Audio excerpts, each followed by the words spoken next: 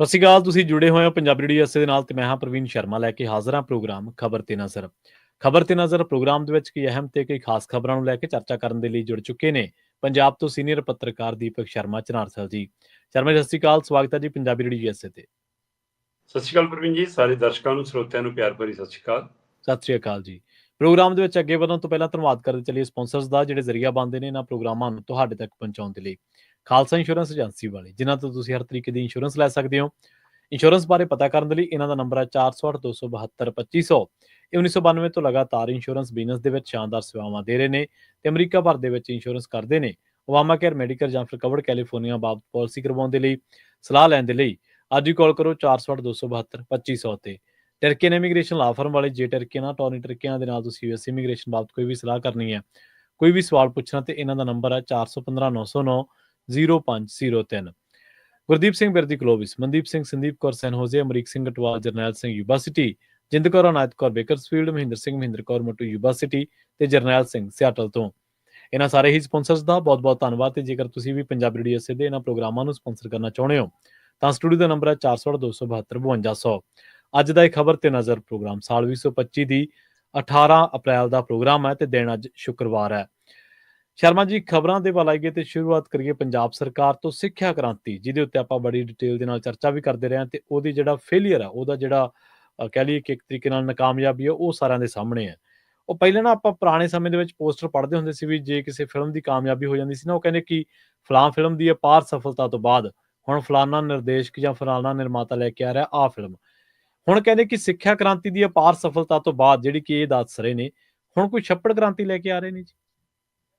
ਪ੍ਰਵੀਨ ਜੀ, ਵੈਸੇ ਸਿੱਖਿਆ ਕ੍ਰਾਂਤੀ ਹਜੇ ਵੀ ਚੱਲੀ ਜਾਂਦੀ ਹੈ। ਉਹ ਕਈ ਜਿਵੇਂ ਹੁੰਦਾ ਨਾ ਕਿ ਛੋਟੇ ਕਸਬੇ ਵਾਲਾ ਸਿਨੇਮਾ ਹੁੰਦਾ, ਫਿਰ ਉੱਥੇ ਟਿਕਟ ਸਸਤੀ ਹੁੰਦੀ ਹੈ, ਫਿਰ ਉਹ ਲੰਬੀ ਦੇਰ ਤੱਕ ਚੱਲੀ ਜਾਂਦੀ ਉੱਥੇ ਫਿਲਮ। ਹਾਂਜੀ ਹਾਂਜੀ। ਉਵੇਂ ਚੱਲ ਰਿਹਾ ਕੰਮ ਹਜੇ ਵੀ। MLA ਨੂੰ ਭੱਜਣਾ ਪੈ ਰਿਹਾ, ਕਿਤੇ ਮਾਫੀ ਮੰਗਣੀ ਪੈ ਰਹੀ ਹੈ, ਕਿਤੇ ਪਿਛਲੀ ਕੰਧ ਭੰਨਣੀ ਪੈ ਰਹੀ ਹੈ ਨਾ, ਬਹੁਤ ਕੁਝ ਹੋ ਰਿਹਾ। ਅਜੇ ਵੀ ਉਹ ਵਰਤਾਰਾ ਬਿਲਕੁਲ ਚੱਲ ਰਿਹਾ।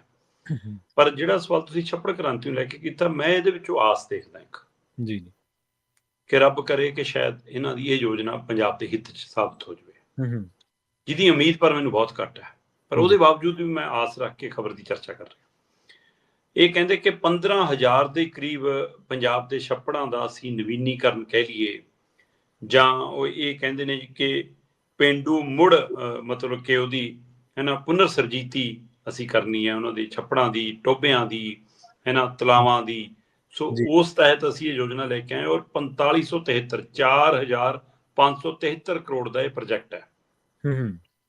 ਹੁਣ ਮੈਂ ਪੰਜਾਬ 'ਚ ਦੇਖਦਾ ਕਿ 12,000 ਤੋਂ ਵੱਧ ਪਿੰਡ ਨੇ ਸਾਡੇ, ਤੇ ਹਰ ਪਿੰਡ 'ਚ ਔਸਤਨ ਇੱਕ ਛੱਪੜ ਤਾਂ ਆਪਣੇ ਹੁੰਦਾ, ਇੱਕ ਟੋਭਾ ਤਾਂ ਹੁੰਦਾ, ਤੇ ਕਈ ਪਿੰਡ ਬੜੇ ਨੇ, ਉੱਥੇ 2-2, 3-3 ਵੀ ਹੋਣਗੇ। ਸੋ ਪਰ ਕੋਰੀ ਸਚਾਈ, ਸਿੱਧੀ ਸਚਾਈ ਇਹ ਹੈ ਕਿ ਬਹੁ ਗਿਣਤੀ ਪਿੰਡਾਂ ਦੇ ਵਿੱਚ ਹੁਣ ਛੱਪੜ ਟੋਭੇ ਪੂਰ ਦਿੱਤੇ ਗਏ ਨੇ, ਕਬਜ਼ੇ ਹੋ ਗਏ, ਤੇ ਉਹਨਾਂ ਦੇ ਉੱਤੇ ਫਿਰ ਪਲਾਟ ਵੀ ਕੱਟ ਹੋ ਗਏ, ਕਿਤੇ ਪਾਰਕ ਬਣ ਗਿਆ, ਕਿਤੇ ਕੁਛ ਬਣ ਗਿਆ, ਬਹੁਤ ਕੁਛ ਹੋ ਗਿਆ।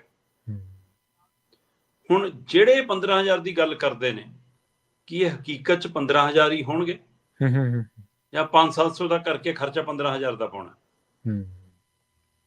ਹੁਣ ਇਹਨਾਂ ਦੀ ਕੁਛ ਵੀਡੀਓ ਸਾਹਮਣੇ ਆ ਰਹੀਆਂ ਨੇ ਦਿੱਲੀ ਦੇ, ਜਿਨ੍ਹਾਂ ਨੂੰ ਕਹਿੰਦੇ ਸੀ ਸਰਕਾਰੀ ਸਕੂਲਾਂ 'ਚ ਅਸੀਂ ਸਵੀਮਿੰਗ ਪੁਲ ਬਣਾਏ ਨੇ। ਹਾਂਜੀ, ਉੱਥੇ ਉਹ ਪਲਾਸਟਿਕ ਦੀਆਂ ਉਹ ਲਾਤੀਆਂ ਅੰਦਰ, ਟਾਈਲਾਂ ਦੀ ਥਾਂ ਦੇ ਉੱਤੇ ਸੀਟਾਂ ਲਾਈਆਂ ਹੋਈਆਂ ਨੇ ਅੰਦਰ ਸਵੀਮਿੰਗ ਪੁਲ ਨੂੰ ਜਿਹਨੂੰ ਸਵੀਮਿੰਗ ਪੁਲ ਕਹਿੰਦੇ ਆ। ਸੋ ਫੜੀਆਂ ਜਾ ਰਹੀਆਂ, ਇਹਨਾਂ ਨੂੰ ਦਿਖ ਰਿਹਾ ਉਹ ਰੰਗ ਸਾਰਾ ਨਾ। ਸੋ ਇਸ ਲਈ ਇੱਥੇ ਸਵਾਲ ਇਹ ਖੜਾ ਕਿ ਕਿਤੇ ਇਹ ਨਾ ਹੋਵੇ ਕਿ ਬਾਅਦ ਚੋਂ ਲੱਭਣ ਇਹਨਾਂ ਨੂੰ 500-700, 1,000, 2,000, 5,000, 10,000 ਤੱਕ ਵੀ, ਤੇ ਬਾਕੀ ਦਾ ਕੀ ਹੋਊਗਾ? ਜਾਂ ਇਹ ਇੱਥੇ ਕਬਜ਼ੇ ਛਡਾਉਣਗੇ, ਖਾਲੀ ਕਰਾਉਣਗੇ, ਬਲਡੋਜ਼ਰ ਚਲਾਉਣਗੇ, ਫਿਰ 15,000 ਪੂਰੇ ਕਰਕੇ ਦੇਣਗੇ। ਚਲੋ, ਹੁਣ ਇਹਦੇ ਵਿੱਚ ਮੈਨੂੰ ਇਹ ਲੱਗਦਾ ਹੈ ਕਿ ਇਹ ਛੱਪੜ ਦੀ ਪੁਨਰ ਸਰਜੀਤੀ ਘੱਟ ਆ।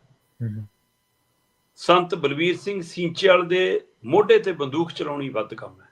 ਉਹ ਅੱਛਾ, ਕਿਉਂਕਿ ਇਹ ਹੁਣ ਇਹ ਕਹਿ ਰਹੇ ਨੇ ਕਿ ਅਸੀਂ ਪਿੰਡਾਂ ਦੇ ਛੱਪੜਾਂ ਟੋਭਿਆਂ ਦੀ ਪੁਨਰ ਸਰਜੀਤੀ ਕਰਦਿਆਂ ਹੋਇਆਂ ਉਸ ਦੇ ਅੰਦਰ ਅਸੀਂ ਸੀਂਚੇਵਾਲ ਮਾਡਲ ਲੈ ਕੇ ਆ ਰਹੇ ਹਾਂ। ਹੁਣ ਜੇ ਸੀਂਚੇਵਾਲ ਮਾਡਲ ਆਊਗਾ ਬਾਈ, ਫਿਰ ਪਾਈਪਾਂ ਵੀ ਆਉਣਗੀਆਂ, ਫਿਰ ਰੇਤਾ ਬਜਰੀ ਵੀ ਆਊਗਾ। ਮੈਨੂੰ ਨਹੀਂ ਪਤਾ ਕਿ ਸਰਪੰਚ ਇਕੱਲੇ 'ਚ ਇੰਨਾ ਦਮ ਹੁੰਦਾ ਕਿ ਉਹ ਇਕੱਲਾ ਛੱਕ ਜੂਗਾ ਕੁਛ, ਹੈ ਨਾ। ਫਿਰ ਤਾਂ ਇੱਥੇ ਪੰਚਾਇਤ ਅਫਸਰਾਂ ਤੇ ਵੀ ਕੰਮ ਹੋਊਗਾ, ਔਰ ਪੰਚਾਇਤ ਅਫਸਰ ਆਪਣੇ ਲਈ ਕਿੰਨਾ ਕੁ ਸਮੇਟ ਲੂਗਾ। ਫਿਰ ਤਾਂ ਮੰਤਰੀ ਸੰਤਰੀ ਤੱਕ ਵੀ ਸਵਾਲ ਜਾਊਗੀ। ਕੀ ਇਹ ਇਮਾਨਦਾਰੀ ਨਾਲ ਕੰਮ ਹੋਣ ਵਾਲੀ ਪਹਿਲ ਕਦਮੀ ਹੈ ਜਾਂ ਇਹ ਪਹਿਲਾਂ ਤੋਂ ਹੀ? ਕਿਉਂਕਿ ਜਿਹੜੀ ਇਹ ਸਰਕਾਰ ਬਦਲਣ ਨਾਲ ਸਿਸਟਮ ਨਹੀਂ ਬਦਲਦਾ ਥੱਲੇ ਵਾਲਾ। ਮੈਂ ਕਹਿੰਦਾ ਮੰਤਰੀ ਇਮਾਨਦਾਰ ਹੋਊਗਾ। ਸਹੀ ਗੱਲ ਆ। ਮੈਂ ਕਹਿੰਦਾ ਪਿਛਲਿਆਂ ਮੰਤਰੀਆਂ ਨਾਲੋਂ ਇਹ ਮੰਤਰੀ ਵਧੀਆ ਇਮਾਨਦਾਰ ਹੋਊਗਾ, ਪਰ ਥੱਲੇ ਵਾਲਾ ਢਾਂਚਾ ਜਿਹੜਾ ਉਹ ਗਰਕ ਗਿਆ, ਉਹਨੂੰ ਕਿਵੇਂ ਠੀਕ ਕਰੋਗੇ? ਉਹ ਕਈ ਵਾਰ ਇਮਾਨਦਾਰ ਅਫਸਰ ਨੂੰ ਵੀ, ਇਮਾਨਦਾਰ ਲੀਡਰ ਨੂੰ ਵੀ ਚਾਟ ਲਾ ਲੈਂਦੇ ਕਿ ਜਨਾਬ ਇੰਨਾ ਮਿਲਣਾ, ਤੇ ਉਹ ਇੰਨਾ ਮਿਲਣਾ ਫਿਰ ਬੰਦਾ ਹਿਸਾਬ ਹੀ ਲਾਉਂਦਾ ਰਹਿੰਦਾ ਕਿ ਇੱਕ ਪਿੰਡ 'ਚ ਇੰਨਾ, ਤਾਂ 10 ਪਿੰਡਾਂ 'ਚ ਇੰਨਾ, ਪੂਰੇ ਪੰਜਾਬ ਦਾ ਮੰਤਰੀ ਆ ਮੇਰਾ ਤਾਂ ਇੰਨਾ। ਇਹ ਫਿਰ ਗੁਣਾ ਘਟਾਈ ਖਾ ਲੈਂਦਾ ਸਾਨੂੰ ਤਾਂ। ਸਹੀ ਗੱਲ। ਸੋ ਇੱਥੇ ਅੱਧਾ ਪੰਜਾਬ ਅੱਜ ਦੀ ਤਰੀਕ 'ਚ, ਅੱਧੇ ਤੋਂ ਵੱਧ ਪੰਜਾਬ ਇਹੀ ਹਿਸਾਬ ਲਾਉਂਦਾ ਰੋਜ਼ ਰਾਤ ਨੂੰ। ਉਹ ਇਹ ਨਹੀਂ ਹਿਸਾਬ ਲਾਉਂਦਾ ਕਿ ਮੇਰਾ ਜਵਾਕ 11 ਘੰਟੇ ਦੀ ਕਿਵੇਂ ਉੱਥੇ ਕੈਨੇਡਾ ਅਮਰੀਕਾ 'ਚ ਨਾਈਟ ਸ਼ਿਫਟ ਕਰ ਰਿਹਾ, ਕਿਵੇਂ। ਉਹ ਹਿਸਾਬ ਲਾਉਂਦਾ ਕਿ ਲੈ ਇੰਨੇ ਬਣਾ ਲਏ ਆਪਣੇ ਨਿਆਣੇ ਨੇ ਹੁਣੇ ਅੱਜ ਰਾਤ ਨੂੰ। ਉਹ ਡਾਲਰਾਂ ਨੂੰ ਇੰਡੀਆ ਵਾਲੀ ਕਰੰਸੀ 'ਚ ਗੁਣਾ ਕਰਕੇ ਦੇਖੀ ਜਾਂਦਾ। ਉਹੀ ਹਾਲ ਇਹ ਰਿਸ਼ਵਤਖੋਰੀ ਵਾਲਿਆਂ ਦਾ ਹੋ ਗਿਆ ਕਿ ਗੁਣਾ ਕਰਕੇ ਹਿਸਾਬ ਲਾਉਂਦੇ ਰਹਿੰਦੇ ਨੇ ਕਿ ਇੰਨੇ ਬਣ ਗਏ। ਸੋ ਉਹਦੇ ਵਿੱਚੋਂ ਮੈਨੂੰ ਫਿਕਰ ਆ। ਸੋ ਪਰ ਕੁੱਲ ਮਿਲਾ ਕੇ ਇਹਨਾਂ ਨੇ ਦਮ ਭਰਿਆ ਕਿ ਅਸੀਂ ਪਿੰਡਾਂ 'ਚ ਸਿੰਚੇ ਵਾਲਾ ਮਾਡਲ ਨੂੰ ਲੈ ਕੇ ਆਵਾਂਗੇ ਜੀ, ਔਰ ਉਹਦੇ ਰਾਹੀਂ ਇਹ ਛੱਪੜਾਂ ਦੇ ਅੰਦਰ, ਇਹਦਾ ਮਤਲਬ 3 ਖੂਹ ਵਾਲਾ ਪ੍ਰੋਜੈਕਟ ਲੱਗੂਗਾ ਫਿਰ। ਕਿ ਪਹਿਲਾਂ ਗੰਦ ਇੱਕ ਖੂਹ 'ਚ ਆ ਰਿਹਾ, ਫਿਰ ਦੂਏ 'ਚੋਂ, ਫਿਰ ਤੀਏ 'ਚੋਂ, ਫਿਰ ਸਾਫ਼ ਹੋ ਕੇ ਜੋ ਇੰਨਾ ਕੁ ਸਾਫ਼ ਹੋਊਗਾ ਕਿ ਖੇਤਾਂ ਨੂੰ ਲੱਗ ਸਕੇ ਜੀ ਕਹਿੰਦੇ। ਸੋ ਸਵਾਲ ਤਾਂ ਇਹ ਆ ਕਿ ਜਿਹੜੇ ਟੋਬੇ, ਜਿਹੜੇ ਛੱਪੜ, ਜਿਹੜੇ ਤਲਾਅ ਕਿਸੇ ਸਮੇਂ ਪਿੰਡਾਂ ਦੀ ਲਾਈਫ ਲਾਈਨ ਸੀ, ਉਹ ਤਬਾਹ ਕਿਹਨੇ ਕੀਤੇ ਨੇ? ਉਹਦੇ ਲਈ ਕੀ ਸਰਕਾਰਾਂ ਜ਼ਿੰਮੇਵਾਰ ਨੇ ਜਾਂ ਅਸੀਂ ਪਿੰਡ ਵਾਲੇ ਲੋਕ ਜ਼ਿੰਮੇਵਾਰ ਹਾਂ? ਸਹੀ ਹੈ ਜੀ, ਸਹੀ ਹੈ। ਇਹ ਸੋਚਣ ਦੀ ਲੋੜ ਹੈ। ਪ੍ਰਵੀਨ ਜੀ, ਮੇਰੇ ਆਪਣੀ ਹੱਡੀ ਹੰਡਾਈ ਹੈ ਕਿ ਸਾਡੇ ਨਾਲ ਦੇ ਸਾਥੀ, ਸਾਡੇ ਕੋਲ ਤਾਂ ਕੋਈ ਡੰਗਰ ਪਸ਼ੂ ਨਹੀਂ ਸੀਗਾ, ਜ਼ਮੀਨ ਜਾਇਦਾਦ ਨਹੀਂ ਆ, ਪਰ ਜਿਹੜੇ ਨਾਲ ਦੇ ਦੋਸਤਾਂ ਮਿੱਤਰਾਂ ਕੋਲ ਸੀ, ਸਾਡੇ ਗੁਰੂ ਘਰ ਦੇ ਸਾਹਮਣੇ ਟੋਭਾ ਹੈ ਹਸਪਤਾਲ ਦੇ ਨਾਲ, ਤੇ ਉੱਥੇ ਖਾਲ ਬਣੀ ਹੋਈ ਹੈ ਗੁਰਦੁਆਰਾ ਸਾਹਿਬ ਦੀ, ਤੇ ਉੱਥੇ ਬਾਹਰ ਖਾਲ 'ਚ ਪਸ਼ੂਆਂ ਨੇ ਸਵੇਰੇ ਜਾਣ ਲੱਗੇ, ਸ਼ਾਮ ਨੂੰ ਆਉਣ ਲੱਗੇ, ਜਾਂ ਜਿਹੜੇ ਨਹੀਂ ਖੇਤਾਂ ਨੂੰ ਲੈ ਕੇ ਜਾਂਦੇ ਦੁਪਹਿਰ ਨੂੰ ਖੋਲ ਕੇ ਲਿਆਉਂਦੇ ਸੀ, ਉੱਥੇ ਹੀ ਪਾਣੀ ਪਿਲਾਉਂਦੇ ਸੀ ਲਿਆ ਕੇ। ਪਾਣੀ ਪੀਣ ਤੋਂ ਬਾਅਦ ਮੌਸਮ ਦੇ ਹਿਸਾਬ ਨਾਲ ਆਪਣੇ ਆਪ ਮੈਸਾਂ ਨੇ ਛੱਪੜ ਕੰਨੀ ਨੂੰ ਤੁਰ ਪੈਣਾ, ਆਪਣੇ ਆਪ ਟੋਭੇ 'ਚ ਉਤਰ ਜਾਣਾ। ਤੇ ਕਈ ਜਵਾਕ ਪੁੰਛਾਂ ਫੜ ਕੇ ਨਾਲ ਉਤਰ ਜਾਂਦੇ ਸੀ, ਉੱਪਰ ਬੈਠ ਕੇ ਚੜ ਜਾਂਦੇ ਸੀ ਨਾ ਮੈਸਾਂ ਦੇ। ਸੋ ਉਹ ਉਸੇ ਤਰ੍ਹਾਂ ਕੱਪੜੇ ਲੀੜੇ ਧੋਣ ਲਈ ਵੀ, ਜਵਾਕਾਂ ਦੇ ਨਹਾਉਣ ਧੋਣ ਲਈ ਵੀ ਉਹ ਵਰਤੇ ਜਾਂਦੇ ਰਹੇ ਨੇ। ਮਤਲਬ ਗੰਦਾ ਪਾਣੀ ਨਹੀਂ ਹੁੰਦਾ ਸੀ ਉਹ, ਨਹੀਂ ਹੁੰਦਾ। ਤੇ ਪਰ ਹੁਣ ਅਸੀਂ ਉੱਥੇ ਹੀ ਲਿਫਾਫੇ, ਉੱਥੇ ਹੀ ਕੂੜਾ, ਉਹਦੇ ਵਿੱਚ ਸੀਵਰੇਜ, ਉਹਦੇ ਵਿੱਚ ਗੰਦ, ਦੁਕਾਨਾਂ ਦਾ ਸਾਰਾ ਕੁਛ, ਉਹ ਹੁਣ ਸੀਵਰੇਜ ਬਣ ਗਿਆ ਤੁਹਾਡਾ ਵੱਡਾ ਖੁੱਲਾ ਸੀਵਰੇਜ, ਜਿਹਦਾ ਢੱਕਣ ਗਾਇਬ ਹੋਵੇ, ਸਮਝ ਲਓ। ਸਹੀ ਗੱਲ ਹੈ, ਸਹੀ ਹੈ, ਬਿਲਕੁਲ। ਜਿਨ੍ਹਾਂ ਪਿੰਡਾਂ 'ਚ ਹੈਗੇ ਨੇ ਉਹ ਬਿਨਾਂ ਢੱਕਣ ਵਾਲਾ ਤੁਹਾਡਾ ਸੀਵਰੇਜ ਹੈ, ਸੀਵਰੇਜ ਹੈ, ਬਿਲਕੁਲ ਸਹੀ। ਤੇ ਫਿਰ ਅਸੀਂ ਪਿੰਡ ਦੇ ਵਿੱਚ ਆਏ ਮੰਤਰੀ ਸੰਤਰੀ ਤੋਂ ਮੰਗਦੇ ਕੀ ਆ ਕਿ ਸਾਡੇ ਪਿੰਡ ਨੂੰ ਮੈਡੀਕਲ ਦੇ ਦਿਓ ਜੀ, ਵਧੀਆ ਕੋਈ ਸਹੂਲਤ। ਸਾਡੇ ਪਿੰਡ ਜੀ ਹਸਪਤਾਲ ਖੋਲ ਦਿਓ ਜੀ, ਡਾਕਟਰ ਨਹੀਂ ਹੈਗੇ ਜੀ, ਡਾਕਟਰ ਦੇ ਦਿਓ। ਦਵਾਈਆਂ ਦੀ ਦੁਕਾਨ ਜੀ ਵਧੀਆ ਚਾਹੀਦੀ ਹੈ ਜੀ, ਕੋਈ ਏਦਾਂ ਦਾ ਕੰਮ ਦੇ ਦਿਓ ਜੀ, ਕੁਛ ਇਹੋ ਜਿਹਾ ਕਰਾ ਦਿਓ ਜੀ। ਸੱਦਾ ਕਿਹਨੇ ਦਿੱਤਾ ਦਵਾਈਆਂ? ਸਵਾਲ ਇਹ ਹੈ ਕਿ ਇਹ ਬਿਮਾਰੀਆਂ ਸੇੜੀਆਂ ਕਿਹਨੇ? ਸਹੀ ਗੱਲ। ਜੇ ਅਸੀਂ ਉਹ ਸਫਾਈ ਵਾਲੀ ਪ੍ਰਕਿਰਿਆ ਮੰਗਦੇ ਕਿ ਜੀ ਇਹਦਾ ਕੰਮ ਕਰੋ ਜੀ ਕੋਈ, ਆਪਾਂ ਇੱਕ ਪਿੰਡ ਦੀ ਇੱਕ ਦਿਨ ਗੱਲ ਕਰਕੇ ਹਟੇ ਕਿ ਉਹਨੇ ਆਪਣਾ ਪਲਾਸਟਿਕ ਨੂੰ ਟ੍ਰੀਟਮੈਂਟ ਦਾ ਪਲਾਂਟ ਲਾ ਲਿਆ। ਹਾਂਜੀ ਹਾਂਜੀ। ਸੋ ਇਹੀ ਜਿਹੀ ਪਹਿਲ ਕਦਮੀ ਨਾ ਪਿੰਡਾਂ 'ਚ ਕਿਉਂ ਨਹੀਂ ਸਕਦੀ? ਸੋ ਕੀ ਇਹ 15,000 ਪਿੰਡਾਂ ਦੇ ਵਿੱਚ 4573 ਕਰੋੜ ਨਾਲ ਇਹ ਗੰਦਗੀ ਤੋਂ ਹੋ ਜੂਗੀ? ਜੇ ਤਾਂ ਇਹ ਤੋਂ ਹੋ ਜੂਗੀ ਫਿਰ ਤਾਂ ਠੀਕ ਹੈ। ਜੇ ਇੱਥੇ ਵੀ ਸਿੱਖਿਆ ਕ੍ਰਾਂਤੀ ਵਾਲੇ ਪੱਥਰੇ ਲਾਉਣੇ ਆ ਸਿਰਫ, ਫਿਰ ਅਫਸੋਸ ਹੈ। ਚਲੋ ਦੂਆਂ ਦਾ ਪਤਾ ਨਹੀਂ। ਅੱਜ ਫਤਿਹਗੜ੍ਹ ਸਾਹਿਬ ਤੋਂ ਮੰਤਰੀ ਸਾਹਿਬ ਨੇ ਸ਼ੁਰੂਆਤ ਕੀਤੀ ਹੈ, ਮੇਰੇ ਪਿੰਡ ਵੀ ਜਾ ਕੇ ਆਈ ਹੈ ਟੀਮ। ਇਸ ਜਿਹਦੇ ਟੋਭੇ ਦੀ ਆਪਾਂ ਗੱਲ ਕਰਦੇ ਹਾਂ, ਉਹ ਟੋਭੇ ਤੇ ਖੜ ਕੇ ਫੋਟੋਆਂ ਖਿਚਾ ਕੇ ਆਏ ਨੇ ਮੰਤਰੀ, ਠੀਕ ਹੈ ਨਾ। ਸੋ ਉਹ ਦੇਖਦੇ ਹਾਂ ਜੀ ਹੁਣ, ਮਤਲਬ ਕਿ ਪਿਛਲੀਆਂ ਸਰਕਾਰਾਂ ਤੋਂ ਵੀ ਉਹਨਾਂ ਦੇ ਕੁਝ ਕੰਮ ਹੁੰਦੇ ਆਏ ਨੇ, ਉਹਦਾ ਨਵੀਨੀਕਰਨ। ਕਦੇ ਉੱਥੇ ਮੱਛੀ ਵਾਲਾ ਉਹ ਖੁੱਲ੍ਹਣਾ ਜੀ, ਮੱਛੀ ਪਾਲਣ ਜਾ, ਕਦੇ ਜੀ ਹੁਣ ਇੱਦਾਂ ਵਾਲਾ ਬਣਨਾ ਜੀ, ਉਹ ਪੱਕਾ ਕੱਚਾ ਜਿਹਾ ਹੋਇਆ ਪਿਆ। ਸੋ ਉਹਨੂੰ ਦੇਖਦੇ ਹਾਂ ਜੀ ਹੁਣ ਕਿਹਦਾ ਬੋਰਡ ਲਾ ਕੇ ਕੀ ਕਰਦੇ ਆ। ਪਰ ਜੇ ਪੰਜਾਬ ਦੇ ਪਿੰਡਾਂ ਦੇ ਛੱਪੜਾਂ ਨੂੰ ਮੁੜ ਸੁਰਜੀਤ ਕਰ ਦੇਣ ਤੇ ਬਕਾਇਦਾ ਤੌਰ ਤੇ ਮਤਲਬ ਜਿਹੜਾ ਘਰਾਂ ਦੇ ਸੀਵਰੇਜ ਦਾ ਉਹਦਾ ਕੋਈ ਵੱਖਰਾ ਪ੍ਰਬੰਧ ਕਰ ਦੇਣ, ਤਾਂ ਪਿੰਡਾਂ ਦੇ ਵਿੱਚ ਮੁੜ ਕੇ ਜ਼ਿੰਦਗੀ ਧੜਕਣ ਵਾਲਾ ਰਾਹ ਹੋ ਜਾਊਗਾ। ਸਾਨੂੰ ਮੁੜ ਕੇ ਟੋਭੇ ਤਲਾਬ ਵੱਲ ਨੂੰ ਮੁੜਨਾ ਪੈਣਾ। ਖਰੇ ਹੈ ਤਲਾਬ, ਉਹ ਕਿਤਾਬ ਪੜ੍ਹ ਕੇ ਦੇਖ ਲਵੇ, ਬੰਦਿਆਂ ਨੂੰ ਚਾਨਣ ਹੋ ਜਾਊਗਾ, ਚਾਨਣ ਹੋ ਜਾਊਗਾ। ਬਿਲਕੁਲ ਸਹੀ, ਬਿਲਕੁਲ ਸਹੀ। ਤੇ ਅਗਲੀ ਗੱਲ ਕਰੀਏ ਪੰਜਾਬ ਦੇ ਕਪੂਰਥਲਾ ਹਾਊਸ ਦੀ। ਕਹਿੰਦੇ ਇਹਨੂੰ ਮੈਰਿਜ ਪੈਲਸ ਬਣਾਤਾ, ਢਾਹ ਢੂ ਕੇ ਬਣਾਇਆ ਗਿਆ ਜਾਂ ਕੋਈ ਕਿਸੇ ਤਰੀਕੇ ਨਾਲ ਲੀਜ਼ ਤੇ ਦੇ ਦਿੱਤਾ ਗਿਆ? ਕੀ ਕਰਤਾ ਇਹਦਾ ਪੰਜਾਬ ਸਰਕਾਰ ਨੇ? ਪ੍ਰਵੀਨ ਜੀ, ਕਪੂਰਥਲਾ ਹਾਊਸ ਜੀ ਦਿੱਲੀ ਦੇ ਵਿੱਚ ਮੁੱਖ ਮੰਤਰੀਆਂ ਦੀ ਰਿਹਾਇਸ਼ ਰਹੀ ਹੈ, ਠੀਕ ਹੈ ਜੀ। ਔਰ ਦਰਸ਼ਕਾਂ ਨੂੰ, ਸਰੋਤਿਆਂ ਨੂੰ ਚੰਗੀ ਤਰ੍ਹਾਂ ਯਾਦ ਹੋਣਾ ਕਿ ਚੋਣਾਂ ਦੇ ਦੌਰਾਨ ਜਦੋਂ ਰੇਡ ਪਈ ਸੀ ਤਦ ਆਪਾਂ ਇਸੇ ਕਪੂਰਥਲਾ ਹਾਊਸ ਦੇ ਹਵਾਲੇ ਨਾਲ ਚੰਗੀ ਚਰਚਾ ਕੀਤੀ ਸੀ ਕਿ ਭਾਈ ਇੱਕ ਕਮਰਾ ਮਿਲਿਆ ਵਾ ਸਾਡੇ ਵਾਲੇ ਮੁੱਖ ਮੰਤਰੀ ਨੂੰ, ਤਾਂ ਕਹਿਣ ਨੂੰ ਮੁੱਖ ਮੰਤਰੀ ਦੀ ਰਿਹਾਇਸ਼ ਹੈ, ਤੇ ਬਾਕੀਆਂ 'ਚ ਕਿਹੜੇ ਫਿਲੇ ਰਹਿੰਦੇ ਸੀ ਕਿ ਲੈਪਟਾਪਾਂ ਵਾਲੇ, ਕੰਪਿਊਟਰ ਵਾਲੇ, ਉਹ ਕੌਣ ਸੀ, ਕੰਧਾਂ ਟੱਪ ਕੇ ਕੌਣ ਭੱਜੇ, ਇਸ ਸਵਾਲ ਉਸ ਸਮੇਂ ਆਇਆ ਸੀ। ਉਹ ਕਪੂਰਥਲਾ ਹਾਊਸ, ਇਹ ਕਪੂਰਥਲਾ ਹਾਊਸ ਹਮੇਸ਼ਾ ਤੋਂ ਸ਼ਾਹੀ ਠਾਠ ਦਾ ਪ੍ਰਤੀਕ ਰਿਹਾ ਪੰਜਾਬ ਦੀ। ਜੀ ਮਤਲਬ ਦਿੱਲੀ ਦੇ ਵਿੱਚ ਚੰਗੇ ਚੰਗੇ ਕੋਠੀਆਂ ਭਵਨਾਂ 'ਚ ਰਹਿਣ ਵਾਲੇ ਮੰਤਰੀ ਸੰਤਰੀ ਪੰਜਾਬ ਦੇ ਮੁੱਖ ਮੰਤਰੀ ਨੂੰ ਮਿਲਣ ਦੇ ਬਹਾਨੇ ਨੂੰ ਦੇਖਣ ਆ ਜਾਂਦੇ ਨੇ, ਇੰਨਾ ਸ਼ਾਹੀ ਹੈ। ਤੇ ਸਮੇਂ-ਸਮੇਂ ਦੇ ਮੁੱਖ ਮੰਤਰੀਆਂ ਨੇ ਇੱਥੇ ਆਪਣੇ ਸਮਾਗਮ ਵੀ ਕੀਤੇ ਨੇ। ਮਤਲਬ ਜੇ ਪੰਜਾਬ ਦੇ ਡੈਪੂਟੇਸ਼ਨ ਤੇ ਗਏ ਅਫਸਰਾਂ ਨੂੰ ਕਿਸੇ ਨੂੰ ਚਾਹ ਪਾਣੀ ਤੇ ਸੱਦਣਾ, ਕੋਈ ਪਾਰਟੀ ਕਿੱਟੀ ਪਾਰਟੀ ਛੱਟੀ ਕਰਨੀ ਹੈ ਕਰ ਲਈ, ਕਿਸੇ ਹੋਰ ਪਾਰਟੀ ਦੇ ਲੀਡਰਾਂ ਨਾਲ ਕੋਈ ਮੀਟਿੰਗ ਕਰਨੀ ਹੈ, 1 to 1 ਕਰਨਾ, ਕਦੇ ਖਾਣ ਪੀਣ ਲਈ ਸੱਦਣਾ ਤਾਂ ਸੱਦ ਲਿਆ। ਇੱਥੋਂ ਤੱਕ ਕਿ ਮੈਨੂੰ ਯਾਦ ਹੈ ਕੈਪਟਨ ਅਮਰਿੰਦਰ ਸਿੰਘ ਨੇ ਸ਼ਾਇਦ ਆਪਣੇ ਪੋਤੇ ਦਾ ਜਾਂ ਦੋਤੇ ਦਾ ਵੀ ਕੋਈ ਰਿਸੈਪਸ਼ਨ ਟਾਈਪ ਸਮਾਗਮ ਉੱਥੇ ਕੀਤਾ ਸੀ। ਠੀਕ ਹੈ। ਹੁਣ ਉਹ ਸਿੱਧਾ ਪਰਿਵਾਰ ਨਾਲ ਜੁੜਦਾ ਮੁੱਖ ਮੰਤਰੀ ਦੇ ਨਾਲ। ਮਤਲਬ ਜਿਵੇਂ ਪੰਜਾਬ ਦੇ ਮੁੱਖ ਮੰਤਰੀ ਭਗਵੰਤ ਮਾਨ ਨੇ ਚੰਡੀਗੜ੍ਹ 'ਚ ਆਪਣੀ ਸਰਕਾਰੀ ਰਿਹਾਇਸ਼ 'ਚ ਆਪਣੇ ਵਿਆਹ ਦੀਆਂ ਰਸਮਾਂ ਕੀਤੀਆਂ, ਤਾਂ ਕਿਸੇ ਨੇ ਉਸ ਸਥਾਨ ਦੇ ਉੱਤੇ ਉਂਗਲ ਥੋੜਾ ਕੋਈ ਚੱਕ ਲੂਗਾ ਕਿ ਵੀ ਇੱਥੇ ਕਿਉਂ ਕੀਤੀ, ਤੁਹਾਡੀ ਰਿਹਾਇਸ਼ ਹੈ ਤੇ ਤੁਹਾਡਾ ਘਰ ਦਾ ਪ੍ਰੋਗਰਾਮ। ਇਸੇ ਤਰ੍ਹਾਂ ਕੈਪਟਨ ਅਮਰਿੰਦਰ ਨੇ ਜੇ ਆਪਣੇ ਪਰਿਵਾਰਕ ਜੀ ਦੇ ਹਵਾਲੇ ਕੀਤਾ ਤਾਂ ਠੀਕ ਆ ਵੀ ਮੁੱਖ ਮੰਤਰੀ ਨਾਲ ਸੰਬੰਧ ਹੈ, ਪਰ ਰਾਘਵ ਚੱਡਾ ਨੂੰ ਤੁਸੀਂ ਵਿਆਹ ਦੇ ਸਮੇਂ 15 ਦਿਨਾਂ ਲਈ ਦੇਤਾ ਸੀ ਇੱਕ ਕਪੂਰਥਲਾ ਹਾਊਸ। ਕਿਉਂ ਭਾਈ? ਇਹ ਮੈਰਿਜ ਪੈਲਸ ਹੈ, ਉਹਨੇ ਪਰਚੀ ਕਟਾਈ ਹੈ ਕੋਈ, ਪੰਜਾਬ ਦੇ ਖਜ਼ਾਨੇ ਨੂੰ ਅਦਾਇਗੀ ਕੀਤੀ ਹੈ ਕੋਈ?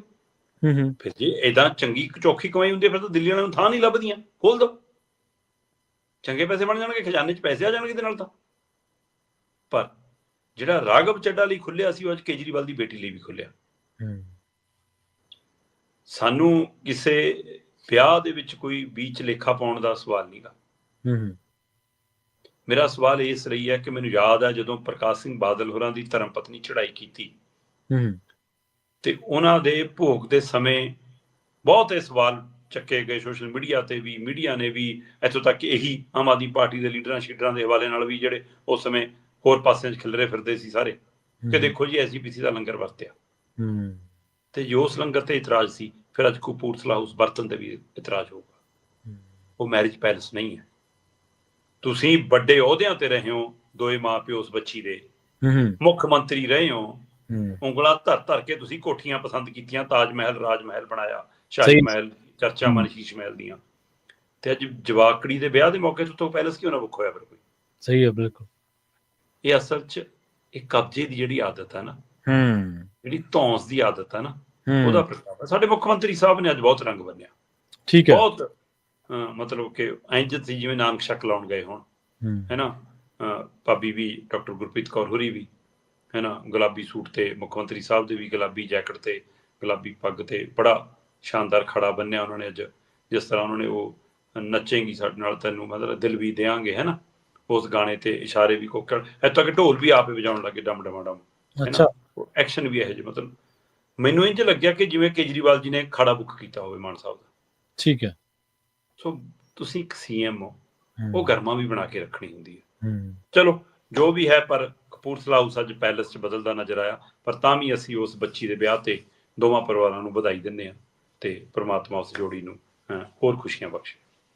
ਹਾਂਜੀ, ਬਿਲਕੁਲ। ਚਲੋ ਧੀਆਂ ਧਿਆਣੀਆਂ ਤਾਂ ਸਭ ਦੀਆਂ ਸਾਂਝੀਆਂ ਹੀ ਆ ਜੀ, ਉਹ ਤਾਂ ਆਪਾਂ ਸਿਰ ਤੇ ਹੱਥ ਰੱਖ ਹੀ ਦਿੰਦੇ ਹਾਂ, ਭਾਵੇਂ ਕਿਸੇ ਦੀ ਵੀ ਧੀ ਹੋਵੇ, ਪਰ ਗਰਮਾ ਤਾਂ ਅਹੁਦੇ ਦੀ ਬਣਾ ਕੇ ਰੱਖਣਾ ਉਸ ਅਹੁਦੇ ਦੇ ਉੱਤੇ ਬੈਠੇ ਬੰਦੇ ਦਾ ਕੰਮ ਆ ਨਾ। ਚਲੋ ਵਿਆਹਾਂ 'ਚ ਅੱਗੇ ਕਿਹੜਾ ਕੋਈ ਸੀਐਮ ਗਏ ਨਹੀਂ, ਜਾਂ ਅੱਗੇ ਕਿਹੜਾ ਸੀਐਮ ਦੇ ਘਰਾਂ 'ਚ ਕੋਈ ਵਿਆਹ ਨਹੀਂ ਹੋਏ, ਜਾਂ ਕਿਵੇਂ ਵੀ ਆ, ਪਰ ਫਿਰ ਵੀ ਤੁਸੀਂ ਉੱਥੇ ਜੇ ਢੋਲ ਬਣਾ ਕੇ ਨੱਚੋਗੇ ਜਾਂ ਤੁਸੀਂ ਉਸ ਤਰੀਕੇ ਦੇ ਨਾਲ, ਤਾਂ ਉਹ ਚੰਗਾ ਨਹੀਂ ਲੱਗਦਾ ਇੱਕ ਤਰੀਕੇ ਦੇ ਨਾਲ। ਔਰ ਦੂਜੀ ਗੱਲ ਹੈ ਕਿ ਕੇਜਰੀਵਾਲ ਸਾਹਿਬ ਸਾਬਕਾ ਮੁੱਖ ਮੰਤਰੀ ਨੇ, ਉਹਨਾਂ ਦਿੱਲੀ ਦੇ ਵਿੱਚ ਕਿਤੇ ਹੋਰ ਵੀ ਕਰ ਸਕਦੇ ਸੀਗੇ। ਔਰ ਜਿਹੜੀ ਕਬਜ਼ੇ ਵਾਲੀ ਤੁਸੀਂ ਪ੍ਰਵਿਰਤੀ ਦੀ ਗੱਲ ਨਹੀਂ, ਠੀਕ ਹੈ, ਚਾਅ ਹੋ ਸਕਦਾ ਮਾਨ ਸਾਹਿਬ ਨੂੰ, ਔਰ ਚਾਅ ਕਰਨਾ ਬਣਦਾ ਉਹਨਾਂ ਦਾ, ਕਿਉਂਕਿ ਉੱਥੋਂ ਬਖਸ਼ਿਸ਼ਾਂ ਹੋਈਆਂ ਮੁੱਖ ਮੰਤਰੀ ਦੇ ਕੁਰਸੀ ਦੀਆਂ, ਔਰ ਖੋਂਦਿਆਂ ਫਿਰ ਦੁਬਾਰਾ ਬਹਾਲੀ ਹੋਈ ਹੈ। ਕਈ ਵਾਰ ਉਹ ਇਸ ਲਈ, ਕਈ ਵਾਰ ਜਾਣ ਕੇ ਵੀ, ਕਈ ਵਾਰ ਨਾ ਵੱਧ ਦਿਖਾਉਣਾ ਵੀ ਪੈਂਦਾ। ਇਹ ਦਿਖਾਵੇ ਦਾ ਭੰਗੜਾ ਸੀ ਜਾਂ ਚਾਅ ਦਾ ਭੰਗੜਾ ਸੀ, ਇਹ ਤਾਂ ਹੁਣ ਉਹ ਜਾਣਦੇ ਆਪਾਂ ਨਹੀਂ। ਬਿਲਕੁਲ ਜੀ। ਆਪਾਂ ਅਗਲੀ ਖਬਰ ਦੇ ਵੱਲ ਵਧੀਏ ਤੇ ਗੱਲ ਕਰੀਏ ਕਬਜ਼ੇ ਦੀ ਪ੍ਰਵਿਰਤੀ 'ਚ ਇੱਕ ਹੋਰ ਮਾਮਲੇ ਦੀ। ਕਹਿੰਦੇ ਦਿੱਲੀ ਵਾਲੀਆਂ ਕੋਠੀਆਂ ਤੋਂ ਬਾਅਦ, ਜਿਨ੍ਹਾਂ ਦਾ ਹੁਣ ਤੁਸੀਂ ਜ਼ਿਕਰ ਵੀ ਕੀਤਾ, ਉਸ ਤੋਂ ਬਾਅਦ ਹੁਣ ਪੰਜਾਬ ਦੀਆਂ ਮੰਤਰੀਆਂ ਦੀਆਂ ਕੋਠੀਆਂ ਤੇ ਵੀ ਕਬਜ਼ੇ ਕੀਤੇ ਜੀ। ਹੁਣ ਪ੍ਰਵੀਨ ਜੀ, ਆਪਾਂ ਚੰਗੀ ਚਰਚਾ ਕੀਤੀ ਸੀ ਉਸ ਸਮੇਂ ਜਦੋਂ ਦਿੱਲੀ ਚੋਣਾਂ ਤੋਂ ਬਾਅਦ ਆਪਣੇ ਕੋਲੇ ਤੱਥ ਸੱਚ ਸਾਹਮਣੇ ਆ ਗਏ ਸੀ ਕਿ ਕਿਵੇਂ ਇਹਨਾਂ ਨੇ ਪੰਜਾਬ ਹਾਊਸ ਤੇ ਕਬਜ਼ਾ ਰੱਖਿਆ। ਪੰਜਾਬ ਭਵਨ ਜਿਹੜਾ ਉੱਥੇ ਸਾਡਾ ਹੈਗਾ, ਉਹਦੇ ਵਿੱਚ ਕਿਵੇਂ ਮਤਲਬ ਸੰਤ ਬਲਬੀਰ ਸਿੰਘ ਸਿੰਚੀਵਾਲ, ਜਿਹਨੂੰ ਆਪਣੀ ਰਾਜ ਸਭਾ ਦੀ ਕੋਠੀ ਅਲਾਟ ਆ, ਉਹਨੂੰ ਪੰਜਾਬ ਭਵਨ ਚ ਕਮਰਾ ਨਹੀਂ ਮਿਲਦਾ ਸੀ, ਨਾ ਕਰ ਦਿੰਦੇ ਸੀ। ਆਮ ਬੰਦੇ ਨੂੰ ਤਾਂ ਕੀ ਮਿਲਣਾ ਜੀ। ਹੋਰ ਰਸ ਵਾਲੇ ਇੱਧਰ ਉੱਧਰ ਹੋਟਲਾਂ ਚ ਰਹਿੰਦੇ ਸੀ, ਤੇ ਉਹ ਕਮਰਾ ਜਦੋਂ ਮਿਲਿਆ ਵੀ ਬੜੀ ਔਖੀ ਭਾਰੀ ਹੋ ਕੇ ਇੱਕ ਕਮਰਾ ਦਿੱਤਾ, ਉਹ 'ਚ ਉਹਨਾਂ ਦਾ ਡਰਾਈਵਰ, ਉਹ 'ਚ ਉਹਨਾਂ ਦਾ ਪੀਏ, ਉਹਦੇ ਵਿੱਚ ਆਪ। ਇਹ ਸਥਿਤੀ ਪੰਜਾਬ ਭਵਨ ਵੀ ਸਾਰਾ ਇਹਨਾਂ ਦੇ ਕੰਟਰੋਲ 'ਚ। ਕਪੂਰਥਲਾ ਹਾਊਸ ਦਾ ਆਪਾਂ ਜ਼ਿਕਰ ਕਰਦੇ ਹੀ ਆਏ ਹਾਂ ਕਿ ਉਹ ਵੀ ਇਹਨਾਂ ਦੇ ਕੰਟਰੋਲ ਸੀ। ਫਿਰ ਜਦੋਂ ਚੋਣਾਂ ਹਾਰ ਗਏ, ਫਿਰ ਸ਼ੀਸ਼ ਮਹਿਲ ਛੱਡਣ ਲੱਗੇ। ਅਰਵਿੰਦ ਕੇਜਰੀਵਾਲ ਦੀ ਪਤਨੀ ਨੇ ਖੁਦ ਜਾ ਕੇ ਰਾਜ ਸਭਾ ਮੈਂਬਰਾਂ ਦੀਆਂ ਕੋਠੀਆਂ ਚੈੱਕ ਕੀਤੀਆਂ, ਔਰ ਉਹਨਾਂ ਚੋਂ ਫਿਰ ਮਿੱਤਲ ਨੇ ਉਹ ਲਵਲੀ, ਜਿਹੜੇ ਲਵਲੀ ਵਾਲੇ ਹਨ ਜੋ ਵੀ ਹੈ, ਉਹਨਾਂ ਦੀ ਕੋਠੀ ਦੇ ਉੱਤੇ ਉਂਗਲ ਧਰੀ ਹੈ ਕਿ ਉਹ ਕੋਠੀ ਪਸੰਦ ਆਈ, ਫਿਰ ਉਸ ਕੋਠੀ ਦੇ ਵਿੱਚ ਆਪਣੀ ਰਿਹਾਇਸ਼ ਕੀਤੀ ਹੈ ਨਾ, ਤੇ ਅੱਜ ਕੱਲ ਉੱਥੇ ਰਹਿੰਦੇ ਨੇ। ਤੇ ਮਨੀਸ਼ ਸਿਸੋਦੀਆ, ਹਰਭਜਨ ਸਿੰਘ ਭੱਜੀ ਵਾਲੀ ਕੋਠੀ ਦੇ ਉੱਤੇ ਕਾਬਜ ਹੋਏ। ਕੋਠੀਆਂ ਅਲਾਟ ਰਾਜ ਸਭਾ ਮੈਂਬਰਾਂ ਦੇ ਨਾਂ ਤੇ ਨੇ, ਪਰ ਰਿਹਾਇਸ਼ ਇਹਨਾਂ ਦੀ ਹੈ। ਇਸੇ ਤਰ੍ਹਾਂ ਸੰਸੀਚਲ ਦੀ ਕੋਠੀ ਨੂੰ ਨਿੱਜੀ ਬੈਠਕਾਂ ਲਈ, ਹੁਣ ਨਿੱਜੀ ਕਹੀ ਜੀਆਂ ਬੈਠਕਾਂ ਨੇ ਇਹਨਾਂ ਦੀਆਂ, ਰੱਬ ਬਚਾਵੇ, ਮਤਲਬ ਕਿ ਹੈ ਨਾ। ਸੋ ਇਸ ਲਈ ਉਹਦੇ ਲਈ ਉਹ ਵਰਤੀਆਂ ਗਈਆਂ, ਤੇ ਉਹ ਆਦਤ ਕਿੱਥੇ ਜਾਂਦੀ ਹੈ ਜਨਾਬ। ਹੁਣ ਦਿੱਲੀ 'ਚ ਕੋਠੀਆਂ ਹੈਗੀਆਂ ਵੀ ਹੈ, ਰਿਹਾਇਸ਼ ਹੈਗੀ ਵੀ ਹੈ, ਪਰ ਤਾਂ ਵੀ ਭੈਂ ਮਾਰਦੀਆਂ ਕੋਠੀਆਂ। ਸਲਾਮ ਕਰਨ ਵਾਲੀ ਕੋਈ ਗੱਡੀ ਨਹੀਂ ਆਉਂਦੀ, ਕੋਈ ਤੁਹਾਨੂੰ ਹੁਟਰ ਮਾਰ ਕੇ ਲੈ ਕੇ ਨਹੀਂ ਜਾਂਦੀ। ਦਿੱਲੀ 'ਚ ਤੁਸੀਂ ਕਿਤੇ ਜਾਣ ਜੋਗੇ ਨਹੀਂ, ਕਿ ਕੁਝ ਕਰਨ ਜੋਗੇ ਨਹੀਂ। ਫਿਰ ਪੰਜਾਬ ਨੂੰ ਭੱਜਿਆ, ਕਿਉਂਕਿ ਰਾਜ ਭਾਗ ਪੰਜਾਬ 'ਚ ਹੈ। ਪੰਜਾਬ 'ਚ ਸਲੂਟ ਵੀ ਵੱਜਦੇ ਆ, ਲੱਤਾਂ ਘੁੱਟਣ ਵਾਲੇ ਵੀ ਬਹੁਤ ਚਾਪਲੂਸ ਹੈਗੇ। ਸੋ ਇਸ ਲਈ ਗੱਡੀਆਂ ਇੱਧਰ ਆ ਗਈਆਂ। ਉਹੀ ਵਰਤਾਰਾ ਬਿਲਕੁਲ ਇੱਥੇ ਵਾਪਰ ਰਿਹਾ। ਮੇਰੇ ਕੋਲ ਅੱਜ ਇਹ ਜਾਣਕਾਰੀ ਪਹੁੰਚੀ ਹੈ ਕਿ ਆਪਾਂ ਸ਼ਾਇਦ ਕੱਲ ਗੱਲ ਕਰ ਰਹੇ ਸੀ, 14-16 ਜਵਾਕ ਪਨ ਮੀਡੀਆ ਚੋਂ ਕੱਢੇ ਨੇ। ਉਹਦੀ ਥਾਂ ਤੇ 40 ਦਿੱਲੀ ਤੋਂ ਲਿਆਉਣ ਦੀ ਤਿਆਰੀ ਸੀ। ਮੈਨੂੰ ਪਤਾ ਲੱਗਿਆ ਕਿ ਸ਼ਾਇਦ ਉਹ ਜਿਹੜੀ ਕੰਪਨੀ ਤੋਂ ਆਊਟਸੋਰਸਿੰਗ ਰਾਹੀਂ ਇਹ ਲੈਂਦੇ ਨੇ, ਉਹਨਾਂ ਨੂੰ 40 ਦੇ ਨਾਮ ਭੇਜ ਦਿੱਤੇ ਨੇ ਅੱਜ, ਔਰ ਉਹ 40 ਦੇ 40 ਦਿੱਲੀ ਤੋਂ ਮਨੀਸ਼ ਸਿਸੋਦੀਆ ਦੀ ਟੀਮ ਆਪਣੇ ਲੈ ਕੇ ਆਈ ਹੈ। ਜੀ ਜੀ। ਪੰਜਾਬ ਦੇ ਜਵਾਕਾਂ ਦੇ ਢਿੱਡ ਤੇ ਤੁਸੀਂ ਲੱਤ ਮਾਰ ਰਹੇ ਹੋ ਰੁਜ਼ਗਾਰ ਤੇ ਆਪਣਿਆਂ ਨੂੰ ਇੱਥੇ ਐਡਜਸਟ ਕਰ ਰਹੇ ਹੋ। ਪੰਜਾਬ ਦੇ ਖਜ਼ਾਨੇ ਦੇ ਉੱਤੇ ਡਾਕਾ ਨਹੀਂ ਤਾਂ ਹੋਰ ਕੀ ਹੈ। ਕੀ ਹੈ? ਸਹੀ ਆ। ਉਹ ਡੱਡੂ ਖਾਣੇ ਸੱਪ ਹੈ ਨਾ, ਚੂਹਿਆਂ ਦੀਆਂ ਖੁੱਡਾਂ 'ਚ ਰਹਿ ਕੇ ਉਹਨੂੰ ਆਪਣੀ ਰਹਿਸ਼ਾਂ ਸਮਝਣ। ਇਹਨੂੰ ਕੌਣ ਕਹੂਗਾ ਕਿ ਹਾਂ ਬੜਾ ਸੱਪ ਦਾ ਵੀ ਮਤਲਬ ਹੁੰਦਾ ਹੈ। ਜੀ ਆਹ ਹਾਲ ਹੈ। ਸੋ ਪਰ ਠੀਕ ਹੈ ਵੀ, ਚੂਹਿਆਂ ਨੂੰ ਭੱਜਣ ਦੀ ਆਦਤ ਹੁੰਦੀ ਹੈ, ਫਿਰ ਉਹ ਭੱਜ ਕੇ ਛੱਡ ਕੇ ਭੱਜ ਜਾਂਦੇ ਨੇ। ਜੀ ਜੀ ਬਿਲਕੁਲ। ਚਲੋ ਇਹਦਾ ਇਸ ਗੱਲ ਨਾਲ ਕੋਈ ਸੰਬੰਧ ਨਹੀਂ ਗਾ। ਮੰਤਰੀ ਸਾਹਿਬ ਦੀਆਂ ਕੋਠੀਆਂ ਤੇ ਕਾਬਜ ਨੇ ਹੁਣ ਮਨੀਸ਼ ਸਿਸੋਦੀਆ ਜੀ, ਸਤਿੰਦਰ ਜੈਨ ਜੀ, ਤੇ ਉਹਨਾਂ ਦੇ ਹੋਰ ਫਿਲੇ। ਪੰਜਾਬ ਦੇ ਵਿੱਚ, ਚੰਡੀਗੜ੍ਹ ਦੇ ਵਿੱਚ ਸਥਾਨਕ ਸਰਕਾਰਾਂ ਦੇ ਮੰਤਰੀ ਹੈ ਜੀ, ਉਹਨਾਂ ਨੂੰ ਬਕਾਇਦਾ ਤੌਰ ਤੇ ਡਾਕਟਰ ਰਵਜੋਤ ਹੋਰਾਂ ਨੂੰ ਜਿਹੜੀ ਕੋਠੀ ਅਲਾਟ ਹੈ, ਹਾਂਜੀ, ਉਹਨਾਂ ਨੇ ਆਪਣੇ ਪਸੰਦ ਨਾਲ ਉੱਥੇ ਵੀ ਰੈਨੋਵੇਸ਼ਨ ਕਰਾਈ ਸੀ। ਜਿਵੇਂ ਕੇਜਰੀਵਾਲ ਦੀ ਕੋਠੀ ਦੀ ਆਪਾਂ ਜ਼ਿਕਰ ਕਰਕੇ ਹਟੇ ਹਾਂ ਜੀ, ਜੋ ਰਹਿ ਰਹੇ ਨੇ। ਠੀਕ ਹੈ। ਤੇ ਉਹ ਰੈਨੋਵੇਸ਼ਨ ਕਹਿੰਦੇ ਜੀ ਮਨੀਸ਼ ਸਿਸੋਦੀਆ ਜੀ ਨੂੰ ਪਸੰਦ ਨਹੀਂ ਆਈ, ਤੇ PWD ਡਿਪਾਰਟਮੈਂਟ ਕਹਿੰਦੇ ਕਿ ਸਿਰ ਤੇ ਹੱਥ ਮਾਰ ਰਿਹਾ ਕਿ ਜਿਨ੍ਹਾਂ ਨੂੰ ਬਾਣ ਦਾ ਮੰਜਾ ਨਹੀਂ ਮਸਾ ਨਸੀਬ ਹੁੰਦਾ ਸੀ, ਉਹ ਹੁਣ ਇੱਥੇ ਆ ਕੇ ਚੋਲ ਮੋਲ ਕਰਦੇ ਨੇ। ਗੱਦਾ ਜੇ ਚਾਹੀਏ, ਬੈੱਡ ਜੇ ਚਾਹੀਏ, ਸਮਾਨ ਜੇ ਚਾਹੀਏ। ਕਹਿੰਦੇ ਜੀ ਆਪਣੀ ਮਰਜ਼ੀ ਦਾ ਦੁਬਾਰਾ ਸਮਾਨ ਲਵਾ ਰਹੇ ਨੇ, ਦੁਬਾਰਾ ਰੈਨੋਵੇਸ਼ਨ, ਬੈਰੀਕੇਟਿੰਗ ਹੋ ਗਈ ਆ। ਤੁਸੀਂ ਸਵੇਰ ਨੂੰ ਜਾ ਕੇ ਦੇਖ ਲਿਓ, ਉਸੇ ਕੋਠੀ ਦੇ ਬਾਹਰ ਨਾਮ ਡਾਕਟਰ ਰਾਜਵੰਤ ਇਹਦਾ ਹੀ ਹੋਏਗਾ, ਰਵਜੋਤ ਦਾ, ਜਿਹੜੇ ਸਥਾਨਕ ਸਰਕਾਰਾਂ ਦੇ ਮੰਤਰੀ ਨੇ, ਪਰ ਉਹ ਟਿਕਾਣਾ ਹੁਣ ਮਨੀਸ਼ ਸਿਸੋਦੀਆ ਦਾ। ਮੁੱਖ ਮੰਤਰੀ ਭਗਵੰਤ ਮਾਨ ਦਾ ਇੱਕ PA ਹਟਾਉਣ ਦੀ ਚਰਚਾ ਸਭ ਤੋਂ ਪਹਿਲਾਂ ਚੱਲੀ ਸੀ, ਵਧਵਾ। ਹਾਂਜੀ ਬਿਲਕੁਲ। ਉਹਨੂੰ ਜਿਹੜੀ ਕੋਠੀ ਅਲਾਟ ਹੋਈ ਵੀ ਆ, ਹੁਣ ਮੈਨੂੰ ਨਹੀਂ ਪਤਾ ਉਹਦੇ ਨਾਂ ਤੇ ਅਲਾਟ ਆ ਜਾਂ ਕਿਸੇ ਹੋਰ ਦੇ ਨਾਂ ਤੇ ਅਲਾਟ ਹੋ ਗਈ, ਪਰ ਉੱਥੇ ਸਤਿੰਦਰ ਜੈਨ ਜੀ ਦਾ ਮੰਜਾ ਡਹਿ ਗਿਆ। ਠੀਕ ਆ। ਚੇਅਰਮੈਨਾਂ ਦੇ ਨਾਮ ਤੇ ਕੋਠੀਆਂ ਅਲਾਟ ਕੀਤੀਆਂ ਜਾ ਰਹੀਆਂ, ਤੇ ਉਹਨਾਂ ਕੋਠੀਆਂ ਨੂੰ ਦਿੱਲੀ ਵਾਲੇ ਵਰਤ ਰਹੇ ਨੇ। ਜੀ ਜੀ। 1-2 ਨਵੇਂ ਚੇਅਰਮੈਨ ਲੱਗੇ ਨੇ, ਉਹਨਾਂ ਨੂੰ ਬਕਾਇਦਾ ਕੋਠੀਆਂ ਅਲਾਟ ਕਰਤੀਆਂ। ਉਹ ਰਹਿਣ ਨਾਲ ਇੱਥੇ MLA ਦੇ ਨਾਂ ਤੇ ਮੰਤਰੀਆਂ ਦੀਆਂ ਕੋਠੀਆਂ ਅਲਾਟ ਹੋਈਆਂ ਨੇ, ਤੇ ਉਹਨਾਂ 'ਚ ਕਿਸੇ 'ਚ ਪਾਰਟੀ ਦਫ਼ਤਰ ਚੱਲਦਾ, ਕਿਸੇ 'ਚ ਕੁਝ ਚੱਲਦਾ। ਆਹ ਸਥਿਤੀ ਹੈ। ਜੀ ਜੀ ਬਿਲਕੁਲ। ਆਹ ਜਿਹੜੀ ਆਦਤ ਪੈ ਗਈ ਨਾ ਕਿ ਦੂਏ ਦੀ ਖੁੱਡ 'ਚ ਵੜ ਕੇ ਰਹਿਣ ਦੀ, ਇਹ ਸਾਡੇ ਵਾਲਿਆਂ ਦੀ, ਜਿਨ੍ਹਾਂ ਦੀ ਰੀੜ੍ਹ ਦੀ ਹੱਡੀ ਨਹੀਂ ਰਹੀ, ਰੜਕ ਕੇ ਤੁਰਦੇ ਨੇ। ਸੋ ਜਦੋਂ ਰੀੜ੍ਹ ਦੀ ਹੱਡੀ ਹੋਣੀ, ਫਿਰ ਭਾਈ ਅਗਲੇ ਐਂ ਕਬਜ਼ੇ ਕਰਨਗੇ ਤੁਹਾਡੇ। ਜੀ ਬਿਲਕੁਲ ਸਹੀ, ਬਿਲਕੁਲ ਸਹੀ ਕਿਹਾ ਤੁਸੀਂ। ਪੰਜਾਬ ਸਿੱਖਿਆ ਕ੍ਰਾਂਤੀ ਦੀ ਆਪਾਂ ਗੱਲ ਕੀਤੀ ਸੀ ਸ਼ੁਰੂਆਤ ਦੇ ਵਿੱਚ, ਤੇ ਹੁਣ ਬੋਰਡ ਦੀ ਗੱਲ ਕਰ ਲਈਏ। ਪੰਜਾਬ ਸਕੂਲ ਜਿਹੜਾ ਸਿੱਖਿਆ ਬੋਰਡ ਹੈ, ਉਹਨੇ ਕਹਿੰਦੇ ਫੀਸਾਂ ਬਹੁਤ ਵਧਾਤੀਆਂ ਜੀ, ਚੋਖਾ ਵਾਧਾ ਕਰਤਾ। ਠੀਕ ਹੈ ਜੀ, ਮਤਲਬ ਕਿ ਤੁਸੀਂ ਸਮੀਖਿਆ ਕਰਦੇ ਹੋ ਕਿਸੇ ਚੀਜ਼ ਦੀ, ਤੁਹਾਨੂੰ ਲੱਗਦਾ ਹੈ ਕਿ ਇਸ ਸਮੇਂ ਦੇ ਹਿਸਾਬ ਨਾਲ ਇਹ ਵਾਧਾ ਜ਼ਰੂਰੀ ਹੈ, ਪਰ ਜਿਨ੍ਹਾਂ ਧਿਰਾਂ ਲਈ ਤੁਸੀਂ ਵਾਧਾ ਕਰ ਰਹੇ ਹੋ, ਖਾਸ ਕਰਕੇ ਮੈਂ ਸਰਕਾਰੀ ਸਕੂਲਾਂ ਦੇ ਜਵਾਕਾਂ ਦੇ ਹਵਾਲਿਆਂ ਜੇਕਰ ਦੇਖਾਂ, ਤਾਂ ਤੁਸੀਂ ਚੈੱਕ ਕੀਤਾ ਕਿ ਜਿੰਨੇ ਗੁਣਾ ਤੁਹਾਡੀ ਤਨਖਾਹਾਂ ਵਧੀਆਂ ਇਹਨਾਂ ਪੋਸਟਾਂ ਤੇ ਬੈਠੇ ਆ, ਜਿੰਨੇ ਗੁਣਾ ਤੁਹਾਡੇ ਮਾਸਟਰਾਂ ਦੀਆਂ ਤਨਖਾਹਾਂ ਵਧੀਆਂ ਉਹਨਾਂ ਪੋਸਟਾਂ ਤੇ ਬੈਠੇ ਆ, ਪੱਕਿਆਂ ਦੀਆਂ। ਮੈਂ ਡੇਲੀ ਬੇਸ ਵਿਚਾਰੇ ਕੱਚੇ ਦਿਹਾੜੀ ਵਾਲਿਆਂ ਦੀ ਗੱਲ ਨਹੀਂ ਕਰ ਰਿਹਾ। ਹੈ ਨਾ, ਤੇ ਉਹਨਾਂ ਦੀਆਂ ਤਨਖਾਹਾਂ ਵਧੀਆਂ। ਕਿ ਉਨੇ ਗੁਣਾ ਜਿਹੜੇ ਜਵਾਕਾਂ ਦੀ ਫੀਸ ਵਧਾ ਰਹੇ ਉਹਨਾਂ ਦੇ ਮਾਪਿਆਂ ਦੀਆਂ ਵਧਿਆ ਉਹ ਜਿੰਨੇ ਗੁਣਾ ਵਾਧਾ ਕੀਤਾ ਤੁਸੀਂ? ਕਦੇ ਉਹਦੀ ਚੈੱਕ ਕੀਤਾ? ਕਦੇ ਇਹ ਪੈਮਾਨਾ ਦੇਖ ਕੇ ਚੀਜ਼ਾਂ ਵਧਾਈਆਂ?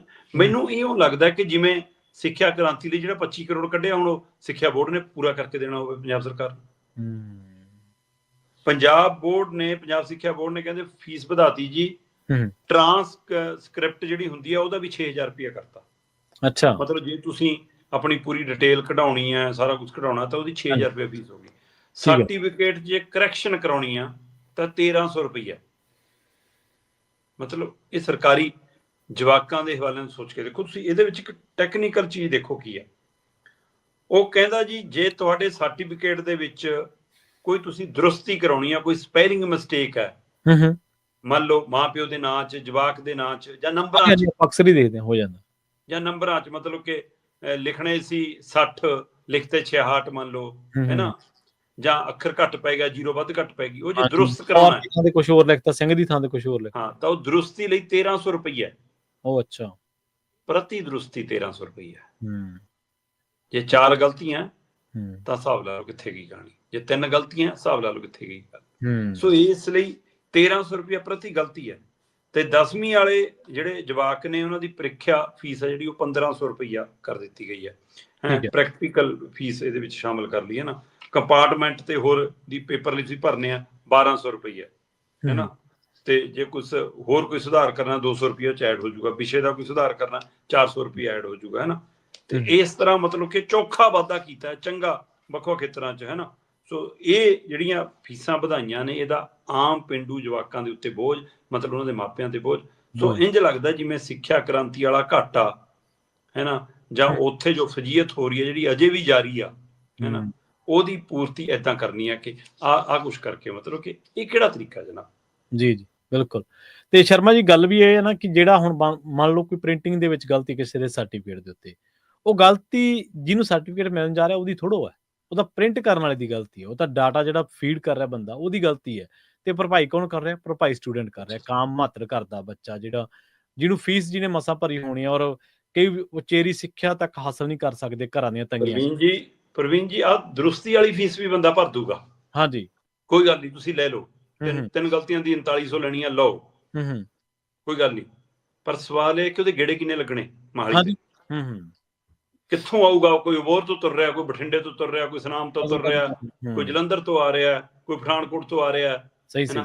ਉਹਨਾਂ ਦੇ ਨਾਲ ਜਵਾਕ ਕੱਲਾ ਨਹੀਂ ਆ ਸਕਦਾ, ਨਾਲ ਮਾਂ ਪਿਓ ਆਊਗਾ। ਅੱਛਾ, ਕਈ ਵਾਰ ਵਿਚਾਰੇ ਮਾਂ ਪਿਓ ਇੰਨੇ ਸਧਾਰਨ ਹੁੰਦੇ ਨੇ, ਉਹ ਪਿੰਡੋਂ ਫਿਰ ਕੋਈ 5 ਸਰਪੰਚ ਲੱਭਦੇ ਫਿਰਦੇ ਹੁੰਦੇ ਨੇ, ਕੋਈ ਪੜ੍ਹਿਆ ਲਿਖਿਆ ਬੰਦਾ ਲੱਭਦੇ ਫਿਰਦੇ ਹੁੰਦੇ ਨੇ। ਹਾਂਜੀ ਹਾਂਜੀ, ਫਿਰ ਉਹਨੂੰ ਨਾਲ ਢਾਉਣਾ ਵੀ ਪੈਂਦਾ, ਪਹਿਲਾਂ ਅਗਲੇ ਦੀ ਚਾਹ ਪਾਣੀ ਵੀ ਕਰੋ, ਜਾਣ ਲੱਗਿਆ ਫਿਰ ਕਿਤੇ ਸ਼ੀਸ਼ੇ ਵਾਲੀ ਦੁਕਾਨ ਤੇ ਵੀ ਖੜਾਓ। ਸੋ ਉਹ ਖਰਚੇ ਕਿਹਨੇ ਪੂਰੇ ਕਰਨੇ?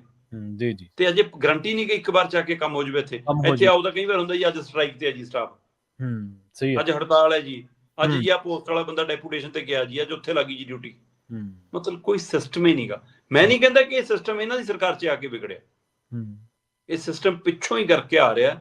ਪਰ ਇਹ ਤਾਂ ਆਏ ਹੋਏ ਕਹਿ ਕੇ ਸੀ ਨਾ ਕਿ ਅਸੀਂ ਸੁਧਾਰਨਾ ਹੈ, ਬਿਲਕੁਲ ਅਸੀਂ ਬਦਲਾਅ ਕਰਨਾ ਹੈ। ਇਸ ਲਈ ਔਰ ਮੇਰਾ ਬਾਰ-ਬਾਰ ਕਹਿਣਾ ਹੁੰਦਾ ਕਿ ਹਮੇਸ਼ਾ ਸਵਾਲ ਸਮੇਂ ਦੀ ਸਰਕਾਰ ਨੂੰ ਹੁੰਦੇ ਆ। ਪਹਿਲਿਆਂ ਵਾਲੇ ਤੇ ਜੇ ਗਲਤੀਆਂ ਸੀ ਲੋਕਾਂ ਨੇ ਹਰਾ ਤੇ, ਲੋਕ ਇਹੀ ਕਰ ਸਕਦੇ ਆ। ਸਹੀ ਹੈ, ਬਿਲਕੁਲ। ਤੇ ਸਰਕਾਰ ਨੂੰ ਹੀ ਸਵਾਲ ਹੁੰਦੇ ਆ। ਸਹੀ ਹੈ, ਸਹੀ ਹੈ। ਅਗਲੀ ਗੱਲ ਕਰੀਏ ਅੰਮ੍ਰਿਤਪਾਲ ਸਿੰਘ ਦੀ। NSA ਕਹਿੰਦੇ 1 ਸਾਲ ਦੇ ਲਈ ਹੋਰ ਵਧਾ ਦਿੱਤਾ ਗਿਆ ਜੀ। ਪ੍ਰਵੀਨ ਜੀ ਅੱਜ ਦਿਨ ਭਰ ਅੰਮ੍ਰਿਤਪਾਲ ਸਿੰਘ ਜਿਹੜੇ ਹਜ਼ੂਰ ਸਾਹਿਬ ਹਲਕੇ ਤੋਂ ਮੈਂਬਰ ਪਾਰਲੀਮੈਂਟ ਨੇ, ਵਾਰਸ ਪੰਜਾਬ ਦੀ ਰਾਜਨੀਤਿਕ ਪਾਰਟੀ ਦੇ ਰੂਪ ਤੇ ਉਹਦੇ ਆਗੂ ਨੇ, ਅੱਜ ਉਹਨਾਂ ਦੀ ਚਰਚਾ ਖੂਬ ਦਿਨ ਭਰ ਰਹੀ। ਸਵੇਰੇ ਇੱਕ ਵਾਰ ਤਾਂ ਇਹ ਖਬਰ ਆ ਗਈ ਸੀ ਕਿ ਲਓ ਵੀ ਅੰਮ੍ਰਿਤਸਰ ਦਿਹਾਤੀ ਦੀ ਪੁਲਿਸ ਉਹਨਾਂ ਨੂੰ ਡਿਬਰੂਗੜ੍ਹ ਜੇਲ੍ਹ ਲੈਣ ਲਈ ਚਲੀ ਗਈ। 23 ਤਰੀਕ ਤੱਕ ਉਹਨਾਂ ਦਾ ਮੁੱਕ ਜਾਣਾ NSA ਵਾਲਾ ਕੰਮ, ਤੇ ਉਹਨੂੰ ਲਿਆਂਦਾ ਜਾ ਰਿਹਾ। ਪਰ ਦੁਪਹਿਰ ਢਲਦਿਆਂ ਸਾਂਝ ਸ਼ੁਰੂ ਹੁੰਦਿਆਂ ਇਹ ਚਰਚਾ ਜ਼ੋਰ ਫੜਨ ਲੱਗੀ ਕਿ ਕਿਤੇ NSA ਵਧਾਇਆ ਜਾ ਰਿਹਾ ਜੀ। ਔਰ ਇਹਦੇ ਲਈ ਜਦੋਂ ਮਤਲਬ ਅਧਿਕਾਰਕ ਤੌਰ ਤੇ ਜਾਣਨ ਲਈ ਇੱਧਰ ਉੱਧਰ ਹੱਥ ਪੈਰ ਮਾਰੇ ਤਾਂ ਕੋਈ ਸਿੱਧੇ ਰੂਪ ਚ ਬੋਲਣ ਲਈ ਤਿਆਰ ਨਹੀਂ ਸੀ। ਪਰ NSA ਖਤਮ ਕੀਤਾ ਜਾ ਰਿਹਾ। ਜਦੋਂ ਇਹ ਕਿਸੇ ਨੇ ਹਾਂ ਨਹੀਂ ਕੀਤੀ ਤਾਂ ਇਸ ਗੱਲ ਦੀ ਪੁਸ਼ਟੀ ਹੋ ਗਈ। ਮਤਲਬ ਜੇ ਖਤਮ ਕਰਨ ਦੀ ਹਾਂ ਨਹੀਂ ਕਰ ਰਹੀ ਤਾਂ ਮਤਲਬ ਫਿਰ ਵਧੂਗਾ ਹੀ। ਤੇ ਪਰ ਦੇਰ ਸ਼ਾਮ ਤੱਕ ਆਉਂਦੇ ਫਿਰ ਇਹ ਕਲੀਅਰ ਹੋ ਗਿਆ ਕਿ ਬਿਲਕੁਲ 1 ਸਾਲ ਲਈ NSA ਵਧਾਇਆ ਜਾ ਰਿਹਾ। NSA ਲਾਇਆ ਪੰਜਾਬ ਸਰਕਾਰ ਨੇ, NSA ਵਧਾਇਆ ਪੰਜਾਬ ਸਰਕਾਰ ਨੇ। ਹਾਂਜੀ। ਤੇ ਫਿਰ ਪੰਜਾਬ ਸਰਕਾਰ ਤਾਂ ਅੱਜ ਭੰਗੜਾ ਪਾਉਂਦੀ ਫਿਰਦੀ ਹੈ। ਤੇ ਫਿਰ ਕੌਣ ਲੈਂਦਾ ਫੈਸਲੇ? ਕਿਹਦੇ ਹੁਕਮਾਂ ਦਾ ਪਤਾ ਹਿਲਦਾ? ਜਦੋਂ ਅਮਰਿਤਪਾਲ ਸਿੰਘ ਦੀ ਗ੍ਰਿਫਤਾਰੀ ਹੁੰਦੀ ਆ ਤਦ ਵੀ, ਜਦੋਂ NSA ਲੱਗਦਾ ਤਦ ਵੀ, ਜਦੋਂ ਡਿਬਰੂਗੜ੍ਹ ਭੇਜੇ ਜਾਂਦੇ ਨੇ ਤਦ ਵੀ ਅਮਿਤ ਸ਼ਾਹ ਕਹਿੰਦੇ ਰਹੇ ਨੇ ਕਿ ਅਸੀਂ ਕਰਾ ਰਹੇ ਹਾਂ। ਤੇ ਲੋਕ ਤਾਂ ਇਹ ਵੀ ਕਹਿੰਦੇ ਨੇ ਕਿ ਜਦੋਂ ਲੋੜ ਹੋਊਗੀ ਬਾਹਰ ਵੀ ਲਿਆਉਣਗੇ ਉਹੀ। ਜੀ ਜੀ ਬਿਲਕੁਲ। ਔਰ ਆਪਣੇ ਟੂਲ ਵਜੋਂ ਵਰਤ ਵੀ ਸਕਦੇ ਨੇ। ਇਹ ਸਥਿਤੀ ਵੀ ਖੜੀ ਹੈ, ਕਿਉਂਕਿ ਤੁਸੀਂ ਇਹ ਦੇਖੋ ਕਿ ਅੱਜ ਪੰਜਾਬ ਦੇ ਵਿੱਚ ਪੰਥਕ ਲੀਡਰ ਅਕਾਲੀ ਧਿਰ ਨਾਲ ਸੰਬੰਧਿਤ ਸਿਆਸੀ ਲੀਡਰ ਲੋਕਾਂ ਦੀ ਨਜ਼ਰਾਂ ਤੋਂ ਦੂਰ ਨੇ, ਪਰ ਪੰਥਕ ਸਿਆਸਤ ਸਭ ਤੋਂ ਵੱਧ ਸਰਗਰਮ ਹੈ ਪੰਜਾਬ 'ਚ। ਸਹੀ ਹੈ, ਬਿਲਕੁਲ। ਹਰ ਰੋਜ਼ ਚਰਚਾ ਦਾ ਵਿਸ਼ਾ, ਚਾਹੇ ਉਹ ਗਿਆਨੀ ਹਰਪ੍ਰੀਤ ਸਿੰਘ ਦੇ ਰੂਪ 'ਚ ਹੈ, ਚਾਹੇ ਉਹ ਗਿਆਨੀ ਕੁਲਦੀਪ ਸਿੰਘ ਗੜਗੱਜ ਦੇ ਰੂਪ 'ਚ ਹੈ, ਚਾਹੇ ਉਹ SGPC ਦੇ ਪ੍ਰਧਾਨ ਐਡਵੋਕੇਟ ਹਰਿੰਦਰ ਸਿੰਘ ਧਾਮੀ ਦੇ ਰੂਪ 'ਚ ਹੈ, ਚਾਹੇ ਉਹ 5 ਮੈਂਬਰੀ ਕਮੇਟੀ ਦੇ ਰੂਪ 'ਚ ਹੈ, ਚਾਹੇ ਸੁਖਬੀਰ ਬਾਦਲ ਦੇ ਰੂਪ 'ਚ ਹੈ, ਚਾਹੇ ਸਿਮਰਜੀਤ ਮਾਨ ਦੇ ਕੱਲ੍ਹ ਵਾਲੇ ਧਰਨੇ ਦੇ ਹਵਾਲੇ ਨਾਲ, ਚਾਹੇ ਵਾਰਸ ਪੰਜਾਬ ਦੇ ਹਵਾਲੇ ਨਾਲ, ਚਾਹੇ ਬੰਦੀ ਸਿੰਘਾਂ ਦੀ ਧਰਨੇ ਦੇ ਹਵਾਲੇ ਨਾਲ, ਕਿਸੇ ਨਾ ਕਿਸੇ ਰੂਪ 'ਚ ਸਭ ਤੋਂ ਮੂਹਰੇ ਚਰਚਾ। 8-10 ਕੋਣ ਨੇ ਜਿਨ੍ਹਾਂ ਤੋਂ ਹਮੇਸ਼ਾ ਚਰਚਾ ਛਿੜੀ ਰਹਿੰਦੀ ਹੈ। ਤੇ ਇਸ ਧਿਰਾਂ ਦੇ ਵਿੱਚ ਜੇ ਏਦਾਂ ਹੀ ਖਲਾਰਾ ਪਿਆ ਰਹੂ, ਹਾਂਜੀ, ਏਦਾਂ ਹੀ ਖੰਡਾਰ ਰਹੂ, ਤਾਂ ਫਿਰ ਚੋਗਾ ਕਿਹਨੇ ਚੁਗਣਾ? ਜੀ ਬਿਲਕੁਲ ਸਹੀ, ਬਿਲਕੁਲ ਸਹੀ। ਉਹੀ ਚੁਣੂਗਾ ਜਿਹੜਾ ਦਾਲ ਆ ਕੇ ਬੈਠਾ। ਮਤਲਬ ਆ ਕਾਂਗਰਸੀ ਦਾ ਅਡਾਰੀਆਂ ਮਾਰਦੇ ਆ ਕਿ ਆਪਣੇ ਪੈਰ ਥੱਲੇ ਬਟੇਰ ਆ ਜਾਣਾ, ਤੇ ਜਿਹੜੇ ਇੰਨੀ ਗੱਲ ਕਹਿਣ ਤੋਂ ਡਰੀ ਗਏ ਕਿ ਹਾਂ ਅਸੀਂ ਆਪਣੇ ਲੀਡਰ ਨਾਲ ਖੜੇ ਆ, ਚੱਲ ਜਾਣੇ ਗਲਤ ਕਹਿਤਾ ਅਸੀਂ ਸਾਰੇ ਕਹਿੰਦੇ ਆ, ਕਿਸੇ ਨੇ ਮੁੜ ਕੇ ਨਹੀਂ ਇਹ ਸ਼ਬਦ ਦੁਹਰਾਇਆ ਕਿ ਹਾਂ ਜੀ ਹਾਂ ਆਏ ਸੀ 50 ਬੰਬ ਜੀ, ਆ 32 ਚੱਲੇ ਜੀ, 32 ਨਹੀਂ ਲੱਭੇ ਜੀ, 18 ਚੱਲੇ ਜੀ। ਦੁਹਰਾਉਣ ਤੋਂ ਡਰਦੇ ਸੀ ਕਿ ਸਾਡੇ ਤੇ ਪਰਚਾ ਨਾ ਹੋ ਜਾਵੇ। ਇਹ ਲੜਨਗੇ ਪੰਜਾਬ ਦੀ ਲੜਾਈ। ਜੀ ਜੀ ਬਿਲਕੁਲ ਸਹੀ। ਤੇ ਅਕਾਲੀ ਦਲ ਆਪਣੀਆਂ ਪ੍ਰਧਾਨਗੀਆਂ ਬਚਾਉਂਦਾ ਫਿਰਦਾ, ਕੁਰਸੀਆਂ ਬਚਾਉਂਦਾ ਫਿਰਦਾ, ਕਦੇ ਇੱਕ ਨੂੰ ਮਨਾ ਲਓ ਦੂਆ ਰੁੱਸ ਗਿਆ। ਤੋ ਇਸ ਲਈ ਪੰਥਕ ਸਿਆਸਤ ਜਿਹੜੀ ਆ ਸਾਡੀ ਉਹ ਕੇਂਦਰ 'ਚ ਹੈ, ਤੇ ਅੰਮ੍ਰਿਤਪਾਲ ਸਿੰਘ ਦੀ ਚਰਚਾ ਇਸ ਸਮੇਂ ਖੂਬ ਹੈ। ਤੇ ਇਹ ਸਾਰੀ ਸਥਿਤੀ ਦੇ ਵਿੱਚ ਸਭ ਨੂੰ ਸੀਗਾ ਕਿ 9 ਸਾਥੀ ਆ ਗਏ ਜੀ, ਅੱਜ ਨਹੀਂ ਤਾਂ ਕੱਲ ਨੂੰ ਅੰਮ੍ਰਿਤਪਾਲ ਵੀ ਆ ਜਾਊਗਾ, ਤੇ ਅੰਮ੍ਰਿਤਪਾਲ ਜੇ ਪੰਜਾਬ ਆਊਗਾ ਤਾਂ ਫਿਰ ਜਿਹੋ ਜਿਹਾ ਅਜਨਾਲੇ ਵਾਲਾ ਇੱਕ ਕੇਸ ਚੱਲਦਾ, ਕੁਝ ਹੋਰ ਕੇਸ ਚੱਲਦੇ ਨੇ, ਉਹਨਾਂ 'ਚ ਜ਼ਮਾਨਤ ਵੀ ਹੋ ਜੂਗੀ, ਤੇ ਫਿਰ ਉਹ ਤੋਂ ਬਾਅਦ ਉਹ ਪੂਰੀ ਤਰ੍ਹਾਂ ਨਾਲ ਵਾਰਸ ਪੰਜਾਬ ਦੇ ਮੁਹਿੰਮ 'ਚ ਵਿੱਢ ਕੇ ਤੁਰ ਪੈਣਗੇ। ਸੋ ਇਸ ਚੀਜ਼ ਨੂੰ ਅੱਜ 1 ਸਾਲ ਲਈ ਅੱਗੇ ਵਧਾਉਣਾ, ਕਈ ਤਰ੍ਹਾਂ ਕਹਿੰਦੀਆਂ ਕਿ ਉਸ ਸਮੇਂ ਲੋੜ ਪੈਣਗੀ ਫਿਰ ਕੱਢ ਲੈਣਗੇ, ਕਿਉਂਕਿ ਬੰਦਾ ਅੰਦਰੋਂ ਜਦੋਂ ਭਰਿਆ ਪੀਤਾ ਹੋਊਗਾ ਤਾਂ ਵੱਧ ਖੁੱਲ ਕੇ ਗੱਲ ਕਰੂਗਾ, ਵੱਧ ਜ਼ੋਰ ਸ਼ੋਰ ਨਾਲ ਕੰਮ ਕਰੂਗਾ, ਤੇ ਉਹ ਕੰਮ ਕਰਿਆ ਕਿ ਸੱਚਮੁੱਚ ਉਸ ਵਾਰਸ ਪੰਜਾਬ ਨੂੰ ਮਜ਼ਬੂਤੀ ਦੇ ਜੂਗਾ, ਜਾਂ ਅਕਾਲੀ ਦਲ ਜਿਹੜਾ ਨਵਾਂ ਜੰਮਣਾ ਜੇ 5 ਮੈਂਬਰੀ ਕਮੇਟੀ ਦੇ ਰੂਪ 'ਚੋਂ ਉਹਨੂੰ ਖੋਰਾ ਲੱਗ ਜੂਗਾ, ਜਾਂ ਜਿਹੜਾ ਅਕਾਲੀ ਦਲ ਖੜਾ ਹੋਣ ਨੂੰ ਫਿਰਦਾ ਉਹ ਜਮਾ ਖੁਰਜੂਗਾ। ਸੋ ਇਹ ਜਦੋਂ ਤੱਕ ਪੰਥਕ ਧਿਰਾਂ ਇਕਜੁੱਟ ਨਹੀਂ ਹੁੰਦੀਆਂ ਤਦ ਤੱਕ ਪੰਜਾਬ ਦਾ ਮੁੱਦਾ ਕੇਂਦਰ 'ਚ ਨਹੀਂ ਆਉਂਦਾ। ਇਹ ਸਮਝਣਾ ਪੈਣਾ, ਖਾਸ ਕਰ ਖੇਤਰੀ ਪਾਰਟੀ ਦੇ ਰੂਪ 'ਚ ਵੀ ਸਾਨੂੰ ਅਨੰਦਪੁਰ ਸਾਹਿਬ ਵਾਲੇ ਮਤੇ ਵੱਲ ਨੂੰ ਗੌਰ ਕਰਨ ਦੀ ਲੋੜ ਹੈ। ਜੀ ਜੀ ਬਿਲਕੁਲ। ਸ਼ਰਮਾ ਜੀ, ਇਹਨਾਂ ਖਾਸ ਖਬਰਾਂ ਤੇ ਖਾਸ ਜਾਣਕਾਰੀਆਂ ਦੇ ਲਈ ਤੁਹਾਡਾ ਬਹੁਤ ਬਹੁਤ ਧੰਨਵਾਦ ਜੀ। ਬਹੁਤ ਸ਼ੁਕਰੀਆ ਜੀ। ਪ੍ਰੋਗਰਾਮ ਖਬਰ ਤੇ ਨਜ਼ਰ ਦੇ ਵਿੱਚ ਆਪਣੇ ਨਾਲ ਜੁੜੇ ਸਨ ਪੰਜਾਬ ਤੋਂ ਸੀਨੀਅਰ ਪੱਤਰਕਾਰ ਦੀਪਕ ਸ਼ਰਮਾ ਚਨਾਰਥਲ ਜੀ, ਜਿਨ੍ਹਾਂ ਦੇ ਨਾਲ ਆਪਾਂ ਕੀ ਅਹਿਮ ਖਬਰਾਂ ਨੂੰ ਲੈ ਕੇ ਚਰਚਾ ਕੀਤੀ ਹੈ। ਵੇਲਾ ਹੋ ਗਿਆ ਤੁਹਾਡੇ ਤੋਂ ਇਜਾਜ਼ਤ ਲੈਣ ਦਾ। ਮੈਨੂੰ ਪ੍ਰਵੀਨ ਸ਼ਰਮਾ ਨੂੰ ਇੱਥੇ ਤੋਂ ਇਜਾਜ਼ਤ। ਜੁੜੇ ਰਹੋ ਪੰਜਾਬੀ ਰੇਡੀਓ USA ਦੇ ਨਾਲ। ਤੁਹਾਡਾ ਸਾਰਿਆਂ ਦਾ ਬਹੁਤ ਬਹੁਤ ਧੰਨਵਾਦ। ਸਤਿ ਸ਼੍ਰੀ ਅਕਾਲ।